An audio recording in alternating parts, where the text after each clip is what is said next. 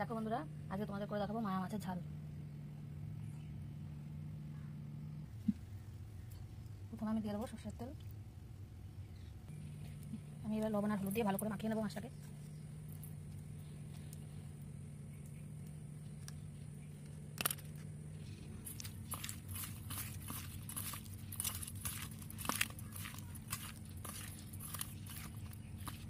মাছটা মেখে নিয়েছি, এবার আমি তেলে দিয়ে দেবো।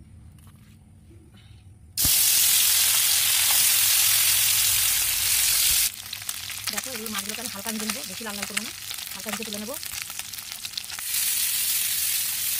এই মাছগুলো আমার ভাজা হয়ে গেছে, একদম কড়া করে কিন্তু আমি ভাজিনি মাছগুলোকে।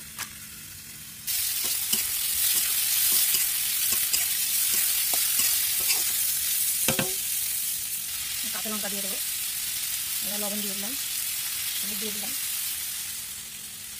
আর একটু লঙ্কা পাউডার দিয়ে দিলাম।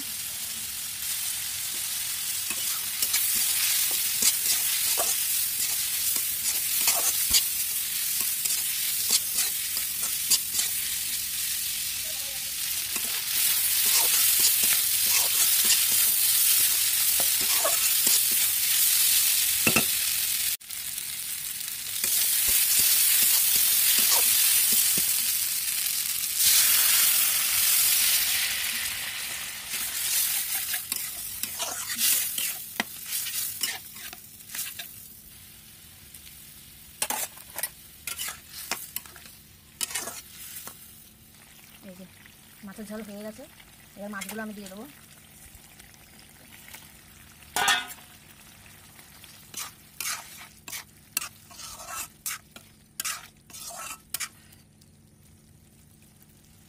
ধনে পাতা শেষ হয়ে গেছে, ধনে পাতা নেই, তোমরা যদি চাও ধনে পাতা দিয়ে দিতে পারো, তাহলে একটু ভালো খেতেও লাগবে, সেন্টও বেরোবে।